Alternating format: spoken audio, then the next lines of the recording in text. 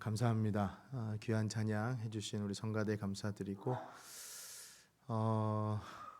오늘이 이번 주가 한국은 설이라고 하죠. 설날이 있어서 여러분 예배 후에 절대로 그냥 가지 말라는 말씀을 좀 전해드립니다.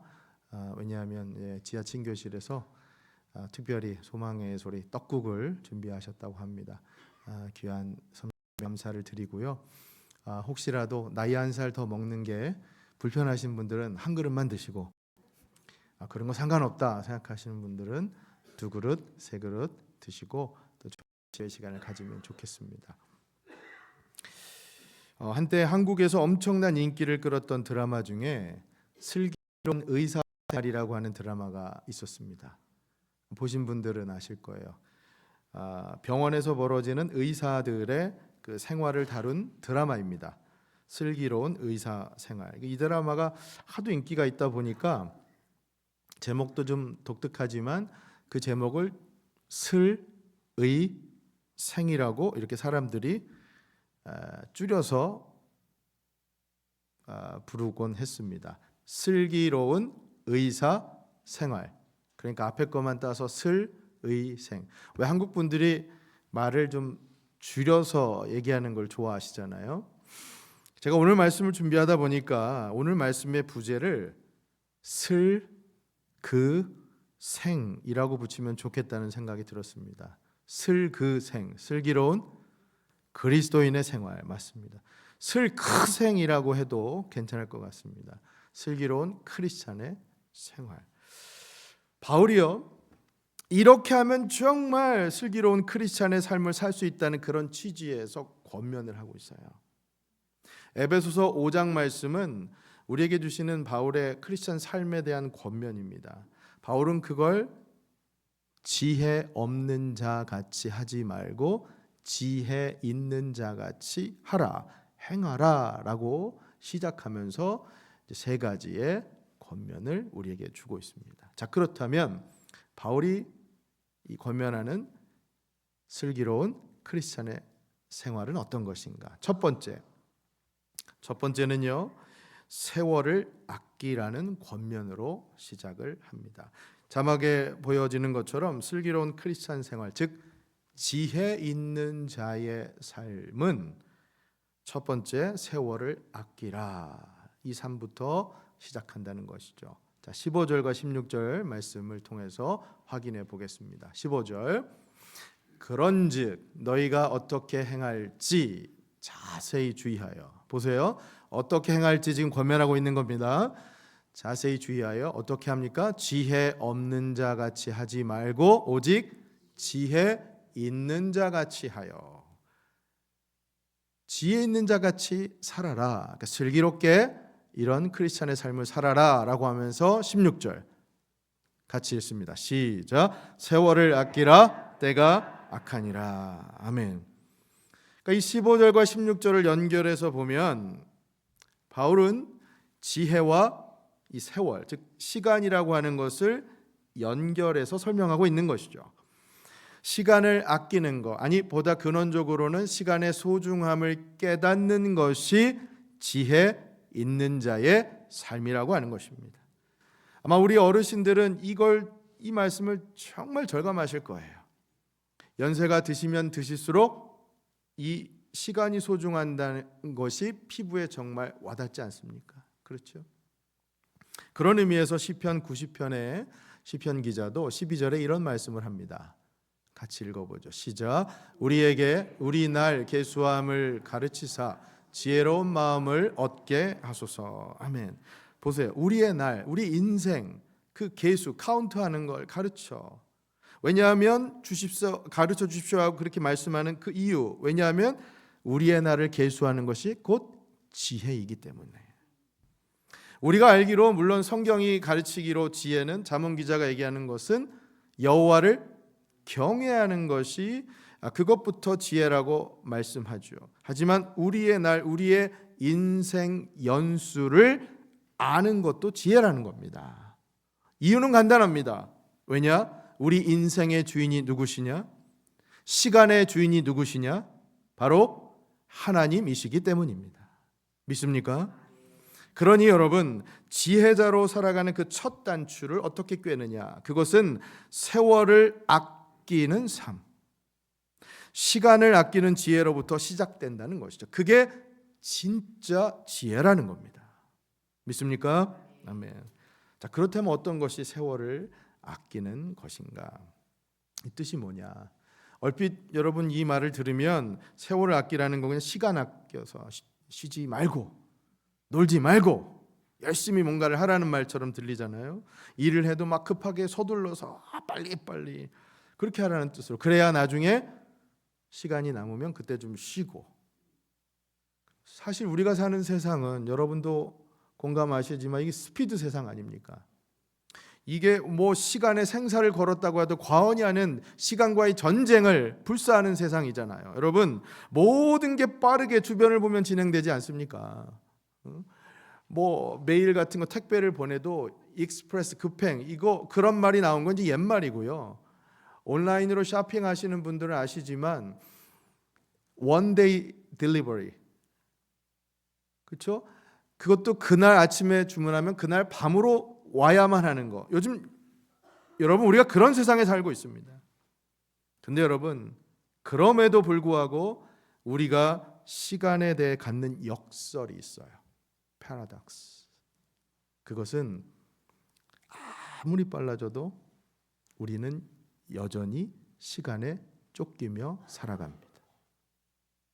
공감하십니까, 여러분? 쉽게 말해요. 아무리 뭔가를 빨리빨리 해도 우리는 일을 더 많이 하게 됩니다. 왜냐하면 그 쉴 수 있는 시간에 우리는 쉬는 게 아니라 정작 다른 일을 하거든요. 참 신기하죠? 재밌는 얘기지만 우리 어르신들은 아시겠지만 우리 인생 누군가의 말처럼 시간이 있으면 뭐가 없어요? 돈이 없고, 돈이 있으면 뭐가 없어요? 시간이 없고, 돈도 있고 시간도 있는 둘 다 있으면 뭐가 없어요? 쓸 힘이 없고. 여러분, 여러분들은 시간 나면 뭐 하기 원하십니까? 생각해 보면 사람들은 참 바쁩니다. 아니, 늘 바쁩니다. 바빠서 못한다 하는 이 말이 이제는 입에 아주 붙어 다니죠. 당연한 말이에요. 그럼 여러분들은 정말 바쁘지 않고 시간이 나면 무엇을 하고 싶으세요? 혹시 내가 너무 평상시에 일에 쫓겨 잠이 모자른다 그러면 시간이 나면 집에서 온종일 잠을 주무시고 싶은 그런 분 계십니까? 혹시 일 때문에 내가 가족들과 시간을 많이 보내지 못했다고 한다면, 내가 시간이 나면 가족들하고 정말 재밌게 즐겁게 보내고 싶다라고 그걸 기대하시는 분 계십니까? 아니면 혹시 우리 학생들 경우에는 숙제 때문에 읽어야 될 책 너무 많기 때문에 시간이 나면 내가 좋아하는 게임 정말 밤새서라도 하고 싶다, 이렇게 생각하는 사람 있으세요? 아니면 혹시, 이거는 제가 바라는 거지만 여러분들 중에 얼마나 계실지 모르지만 평상시에 너무 바쁘셔서 제대로 하시지 못했지만 시간이 나면 정말 성경책을 마음껏 읽어보고 한번 실컷 하나님과 기도해 보겠다라고 생각하시는 분 계십니까? 참고로 저는 시간이 나면, 제 아내는 뭐라고 할지 모르지만 그냥 아내와 마음 편히 가까운 선교지에 가서 단기 선교하고 싶습니다. 마음 편히 그렇게 다녀오고 싶어요. 여러분, 우리가 시간이 나면 여러분들 각자 하고 싶은 게 다 있으실 거 아닙니까? 그렇죠? 우리는 그렇게 하고 싶은 일이 다 다를 수 있어요. 그런데 분명한 것은 우리가 무엇을 하든 말이에요, 좀 더 진지하게 고민해 보면 시간이 나면 우리는 좀 더 의미 있고 가치 있는 일을 하려고 하지 않겠어요? 만약 시간이 제한적이라고 하면 더더욱 그렇겠죠. 우리에게 주어진 시간이 유한하다고 한다면, 얼마 남지 않았다고 한다면 아마도 우리는 좀 더 가치 있고 의미 있는 일, 그것을 하려고 애쓸 겁니다. 그렇죠? 여러분, 그게 바로 세월을 아끼라는 말씀입니다. 세월 허송 않고 세월을 아끼라는 말은 세월을 구하며 살라는 말씀이에요. 단순히 시간의 절대적인 양만을 세이브하며 살라는 말씀이 아니라, 이게 원어적으로 설명을 드리면 여러분 더 쉽게 이해가 되실 텐데, 아끼라는 말이요, 헬라어로 이게 엑사고라조라고 하는데, 영어로 단순히 save가 아니라 이게 redeem입니다. redeem이라는 말 많이 들어보셨잖아요. 이거는 구원하다, 구속하다, 값을 지불하고 속량하다는 뜻입니다. 시간을 지불하고 다시 구원하고 그런 삶을 살아가는 게 세월을 아끼는 삶이라고 말씀하고 있는 거예요. 왜 이렇게 표현을 했을까? 여러분, 이걸 생각해 보세요. 우리 말 가운데 구원이라고 하는 건 살린다는 얘기잖아요. 그럼 살린다의 반대가 뭡니까? 죽인다잖아요. 우린 실제로 시간을 죽인다라고 표현하지 않습니까? 어떨 때 시간을 죽인다고 하죠? 그냥 쓸데없이 시간을 의미 없이 낭비할 때. 그러니까 시간을 구원한다고 하는 거, 시간을 살린다고 하는 뜻은 시간을 낭비하지 않고 의미 있는 일에, 하나님께서 바라시는 그 일에 하나님의 영광을 위해 우리의 시간을 쓰면서 살아가는 인생, 그것이 바로 세월을 아끼는 인생이라고 하는 것이죠. 보다 근원적으로 보면 이 구원이라고 하는 말, 살린다고 하는 말, 죽어가려고 하는 그 상황에서, 무언가 뺏긴 상황에서 다시 되찾는 거 아닙니까? 구원이라고 하는 건 여러분 전제가 내가 무언가 빼앗긴 상황에서 다시 되돌려 오는 거잖아요. 그러면 무엇에 우리가 빼앗겼다라고 하는 것이냐? 왜 빼앗겼다고 하는 것이냐? 바로 악한 사탄 마귀에게, 세속적인 욕망과 가치에게 우리의 시간이 빼앗겨서 살지 말고 그 시간을 다시 되찾아서 구원해서 살아가는 것이 세월을 아끼는 삶이라는 거, 그렇게 말씀하는 것이죠. 그렇기 때문에 바울은 세월을 아끼라라고 말씀하면서 뒤에 뭐라고 덧붙입니까? 때가 악하다라고 말씀하지 않습니까? 세속적인 가치에 휩쓸려 그 악한 시대에 거기에 종속되어 살아가지 말라고 하는 것이죠. 그러니 사랑하는 여러분, 그런 의미에서 저는 여러분들 모두가 올 한 해 시간을 낭비하지 말고 의미 있는 시간, 하나님의 영광 위한 시간으로 만들며 그렇게 살아가실 수 있기를 예수님의 이름으로 축원합니다. 아멘. 그게 세월을 아끼라는 말이죠. 아끼라라고 하는 말, 그 뜻도 중요하지만 또 이 세월이라고 하는 말도 원어적으로 보면 너무 중요합니다. 여러분이 헬라어로 이 세월이 우리가 잘 아는 그 말, 시간, 카이로스라는 말이에요. 카이로스. 우리가 헬라어로는 시간이 두 가지가 있잖아요. 크로노스와 카이로스. 이 크로노스가 뭐냐? 마치 강물이 이렇게 흘러가는 거. 여러분 머릿속에 강물이 흘러가는 거 생각해 보세요. 계속해서 강물이 흘러가듯이 무의미하게 반복돼서 가는 게 크로노스의 시간이라면, 카이로스의 시간은 그 특별한 기회와 그 순간, 그 의미가 담겨 있는 게 바로 카이로스의 시간. 그러니까 세월을 아끼라고 하는 뜻이 무엇이냐? 우리 인생살이 무한하게 반복되는 쓸데없는 그런 시간이 크로노스처럼 가는 것이 아니라 카이로스, 그 특별한 체험과 은혜의 시간을 건져내어 끄집어내어 매 순간순간 그렇게 시간을 아껴가며 구원하며 살아가라는 뜻이래요. 이게 바로 세월을 아끼라는 뜻입니다. 단적으로 여러분 이걸 적용하면 우리가 지금 함께 드리고 있는 이 예배, 매주일 반복되는 예배 아니죠. 여러분 우리가 이 예배의 시간을 크로노스의 시간으로 여기면 안 되고, 이 예배 내 평생 기억에 남을, 오늘 이 예배가 하나님의 임재를 경험하며 하나님을 만나는 그 카이로스의 시간으로, 카이로스의 예배가 되어야 할 줄로 믿습니다. 그렇잖아요. 지난주일에도 드렸던 똑같은 예배, 크로노스의 예배가 아니라는 거예요. 오늘은 특별한 카이로스의 예배로 그렇게 끄집어내어서, 건져내어서 살아가라는 것이죠. 여러분 다시 한번, 그러니까 올 한 해 하나님께서 여러분들에게 주신 이 소중한 선물, 시간을 아끼며 구속하며 살아가실 수 있기를 진심으로 축복합니다. 아멘. 자, 두 번째입니다. 슬크생, 슬기로운 크리스찬 생활을 위한 또 하나의 요소는 두 번째는 주의 뜻을 이해하라. 주의 뜻을 이해하는 삶입니다. 자, 이 시간대 되면은 조금 몸이 평온해지면서 왠지 모르게 눈이 감기고 하시죠? 자, 그런 우리 모습을 극복하기 위해서 옆에 계신 분들하고 이렇게 한번 말씀을 하시면 좋겠어요. 격려하면서 주의 뜻을 이해하는 삶 살아가세요. 주의 뜻을 이해하는 삶 살아가세요. 맞습니다. 자, 이게 무슨 말이냐? 17절 보세요. 바울이 이렇게 말씀합니다. 17절에 같이 읽죠. 시작. 그러므로 어리석은 자가 되지 말고 오직 주의 뜻이 무엇인가 이해하라. 보세요. 어리석은 자가 되지 말라는 건 지혜 있는 자가 되라는 거예요. 아까 그 연장선상에서. 그런데 뭘 해야 됩니까? 주의 뜻이 무엇인가 이해하라. 여러분, 앞서 나눈 것처럼 시간이 참 중요하잖아요. 시간 속에 살면서 우리가 시간이라고 하는 것을 통찰한다는 것은 굉장히 지혜로운 일입니다. 이건 마치 우리가 숲 안에 사람이 있으면서 숲 전체를 관망하고 조망할 수 있는 것과 똑같은 거예요.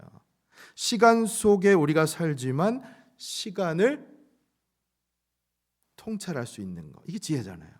자, 그런데 지혜자의 또 다른 모습은 여기 이 말씀처럼 주의 뜻을 이해하는 것, 다시 말해 시간을 구원하며 살아가되 주의 뜻을 분별해서 무엇을 먼저 해야 할지, 무엇을 나중에 해야 할지 그 우선순위를 결정하는 삶을 살아갈 때 그게 진짜 지혜 있는 삶이고 그게 진짜 시간을 아끼는 삶을 살아가게 된다는 것이죠. 여러분, 맞잖아요.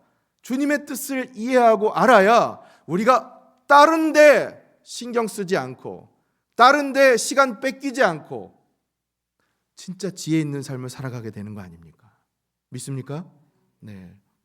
마틴 루터의 고백 중에 이런 고백이 있어요. 나는 너무 바쁘다. 따라서 나는 더욱더 기도해야 한다. 여러분, 이 고백이 지금 우리에게 큰 울림을 주는 이유는 이 기도해야 된다라고 하는 그 부담감 때문이 아니에요. 그 부담감보다도 내가 지금 무엇에 우선하고 무엇에 집중하며 살아야 하는가, 그것을 우리에게 가르쳐 주지 않습니까? 아무리 바빠도 우리가 하나님과의 교제를 먼저, 주님의 뜻을 먼저 구하는 것에 우리의 삶의 모든 최우선순위가 두어져야 할 줄로 믿습니다. 자, 저 한번 보세요, 여러분. 제가 은사는 많이 없지만 오늘 예언을 하나 하겠습니다. 저 목사가 드디어 이상해졌다 생각하실 수 있는데, 제가 한 가지 확실하게 예언할 수 있는 게 있어요. 아는 거. 그 뭐냐? 여러분, 올 한 해 다들 바쁘실 겁니다. 확실해요. 다들 분주하실 거예요.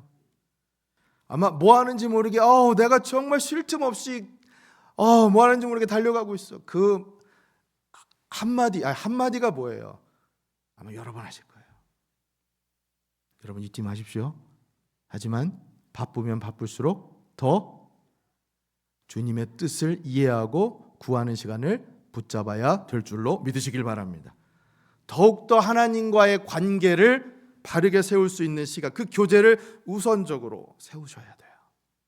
저는 이 마틴 루터의 고백이요, 나는 너무 바쁘다. 따라서 나는 더욱더 기도해야 한다. 이 고백이 여러분과 저의 인생 좌우명 될 수 있기를 진심으로 소망합니다. 예. 여러분, 간혹 주변에 보세요.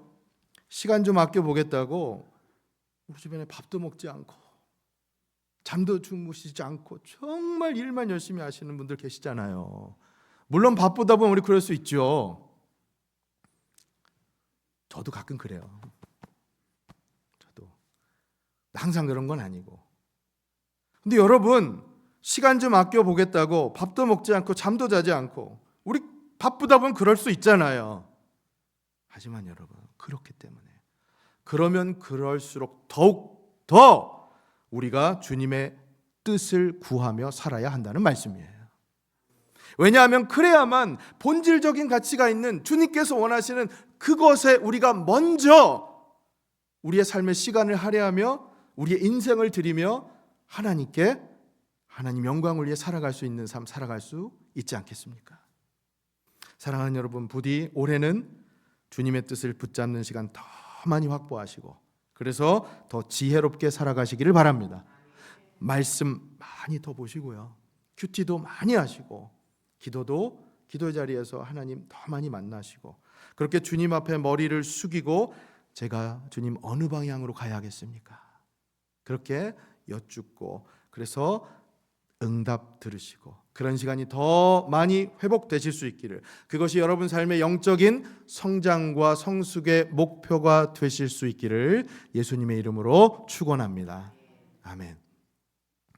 여러분, 쉬운 비유지만 저도 가끔 드리지만 차가 가스 없이요, 기름 없이 달려봐야 얼마나 달리겠어요. 요즘 뭐 아무리 좋은 차라도 300마일 400마일 그렇잖아요. 그 원리예요. 여러분, 주님의 뜻을 구하지 않고 바쁘다고 예배생활 경건생활 소홀히 하며 가게 되면요, 결국 주유소에 들리지 않고 엑셀레이터만 차만 계속해서 가려고 하는 그 꼴입니다. 어떻게 되겠어요? 나중에 가다가 멈춰서죠. 그겁니다. 여러분, 그 가스를 다시 충전해야 되잖아요. 그렇죠? 그래서 바울은 이제 세 번째 마지막으로 슬기로운 크리스찬의 생활 가장 중요한 무엇보다 성령 충만을 강조하는 겁니다. 자, 아까도 여러분 잠깐 오는 여러분들의 이 집중력을 방해하는 그 녀석 우리가 쫓아냈잖아요. 우리 한 번 더 합시다. 옆에 계신 분들에게 이렇게 한번 얘기합시다. 성령 충만함을 받으십시오. 예, 그렇습니다. 자, 18절 말씀을 통해서 확인을 해보겠습니다. 시작. 술 취하지 말라. 이는 방탕한 것이니 오직 성령으로 충만함을 받으라. 아멘. 자, 성령 충만을 강조하는데 여기 술 취하지 말라는 권면을 했죠. 왜 그랬을까요? 성령 충만은 이해가 되는데 왜 굳이 술 취하지 말라 이 언급을 했을까? 여기에는 크게 두 가지 이유가 있어요. 하나는 당시의 상황적인 배경, 그 이유가 있습니다. 이 에베소 2000여 년 전 이 당시에 에베소가 여러분 어떤 곳이었냐면, 에베소는 헬라 종교, 이 우상, 이방의 종교 숭배하는 그 중심지 중 하나가 바로 에베소였어요. 그러니까 어떻게 이들이 제사를 지냈냐면 신전에 가서 우상 숭배를 하는데 그냥 제사를 드리는 게 아니라 술, 잔치를 벌여가면 포도주에 취해서 혼음 축제를 했어요. 그러니까 술에 취해야만 이게 제대로 제사를 드리는 거라고 생각을 했던 겁니다. 그러니까 정말 주님, 우리가 생각하는 그 주님이 아니라 그들이 생각하는 주는 다른 그 주예요. 주신을 믿은 거예요. 엉뚱하게 그래서 이걸 적용해서 오늘날에도 그래, 야, 예배만 그런 게 아니라 진짜 술이 도움이 된다니까. 그렇잖아. 이렇게 생각하시는 분들 계실 수가 있단 말이에요. 이런 거야. 교회 다니는 사람들 꽉꽉 막혀가지고 술 안 먹고 그러니 그 좀 갈등 생기면 화해가 돼. 그게 잘 안 되지. 싸워도 술도 좀 먹고 그래 마음도 열리고 기분도 풀어지고 그게 사회생활 아니야? 많이 들어본 얘기 아니에요, 여러분? 간혹 우리 성도님들 중에 술을 먹어야만 자유를 누릴 수 있다고 생각하시는 분 있어요. 몸도 마음도.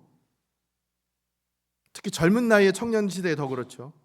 여러분, 제가요 얼마나 인상적이냐면, 제가 대학교 때 들은 얘기지만 그게 아직도 기억나는 문구가 있어요. 30년 전 라틴어로 in vino veritas라는 말이 있어요. in vino veritas. 이게 무슨 말이냐? 술, 와인 속에 진리가 있단 말이에요.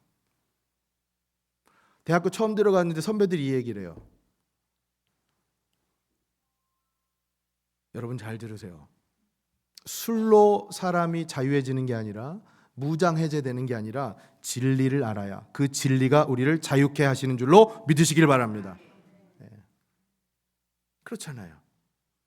여러분, 바울이 왜 여기 성령 충만을 강조하면서 술에 취하지 말라고 말씀하느냐? 그 이유는 술이 꼭 이 술로만 얘기하는 게 아니라 무엇에 취하느냐, 그것을 생각해 보세요. 여러분, 우리가 무엇에 취할 수 있습니까?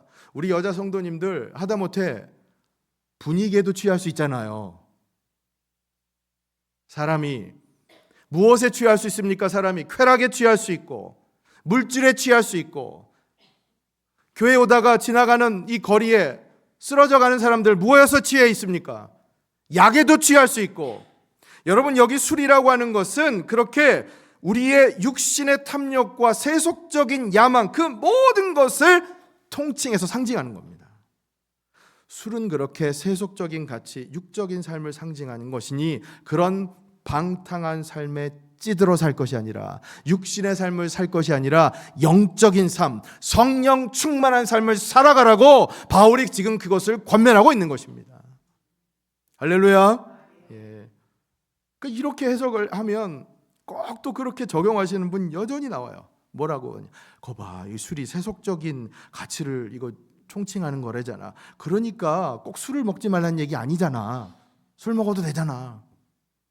봐봐, 야, 술에 취하지 말라고만 했지 술을 아예 먹지 말라는 얘기 안 했잖아. 여러분, 그 궤변입니다.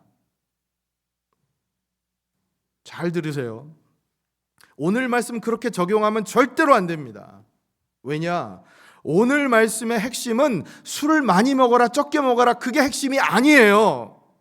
이 말씀의 핵심은 술에 관한 말씀이 아니라 성령에 관한 말씀입니다.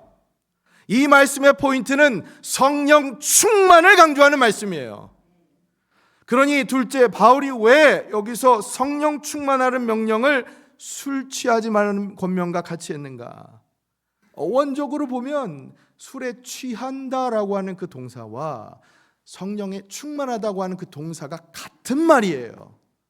그러니까 성령에 충만하라, 성령의 지배, 성령의 인도하심을 받으며 살아야지 술에 의해 세속적인 욕망에 지배받는 삶을 살지 말아라, 그렇게 말씀하고 있는 것이죠. 여러분, 술 취한 사람이 아시잖아요. 곁에서 보면 몸을 제대로 가누지 못하잖아요. 왜 그렇죠? 그 술 속에 무슨 성분이 있어서 그래요? 알코올. 그 알코올이 신경세포를 지배하는 거잖아요. 컨트롤하는 거 아닙니까? 그러니 그 술에 의해 지배받는 삶이 아니라 성령에 의해 지배받는 삶. 여러분, 성령에 의해서 지배받는 삶은 담대해집니다. 왜? 원리는 똑같아요. 술 취한 사람이 겁이 없잖아요. 세상 말로 배는 게 없죠. 그렇죠? 막 하잖아요. 성령의 지배를 받으시는 분은 성령께서 그 사람을 인도하시기 때문에 담대해집니다. 왜냐하면 하나님의 지혜의 언어, 하나님의 지혜의 말씀, 하나님께서 함께 싸워주시는데 그 안에 하나님이신, 마귀보다 큰 하나님께서 함께 하시는데 걱정할 게 무엇이 있겠습니까, 여러분?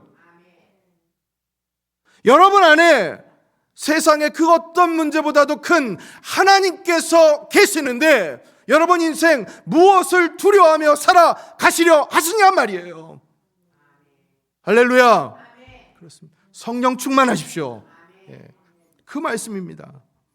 부디 성령으로 충만해서 하늘의 생각, 거룩한 생각, 하나님을 기쁘시게 하는 생각, 하나님 영광을 위해 올려드리는 삶, 올 한 해 여러분과 저 모두 그렇게 하루하루 살아갈 수 있기를 예수님의 이름으로 축원합니다. 아멘. 여러분이 성령 충만은 특별한 사람만 누리는 특권이 아니잖아요. 그죠? 왜냐? 예수 믿는 우리는 우리 안에 다 이 안에 성령께서 계시기 때문입니다. 아멘. 네. 그러니 여러분, 성령 충만이라고 하는 건 우리 모두에게 주신 말씀이에요. 이 충만이라고 하는 건 이게 문법적으로 보면 지속 현재형이에요. 계속해서. 그러니까 지속적으로 성령 충만을 사모하며 받으라는 거예요. 한 번 일순간 성령 충만했다고 끝나라는 말이 아닙니다. 여러분, 올 한 해 매 순간순간 성령 충만하시길 바랍니다. 네. 성령께서 여러분의 생각, 여러분 삶을 온전히 지배하시고 인도하시길 바라요. 성령의 언어가 여러분의 언어가 되시고, 성령의 능력이 여러분의 능력이 되시고, 성령의 지혜가 여러분의 지혜가 되는 그 경험을 하시며 살아가시기를 진심으로 축복합니다. 아멘. 말씀을 맺으려고 하는데요. 자, 그렇다면 마지막으로 어떻게 해야 우리가 성령의 충만함을 받을 수 있을까? 오늘 본문 아니지만 그 다음 19절에 그 비결을 말씀하고 있어요. 바울이 우리 19절 20절 말씀을 통해서 성령 충만의 비결이 무엇인가 이것을 확인하고 오늘 말씀 맺겠습니다. 자, 19절 시작. 시와 찬송과 신령한 노래들로 서로 화답하며 너희의 마음으로 주께 노래하며 찬송하며. 아멘. 자, 여러분 잘 보세요. 이게 성령 충만의 비결입니다. 이게 뭐에 관한 말씀이에요? 찬송, 노래.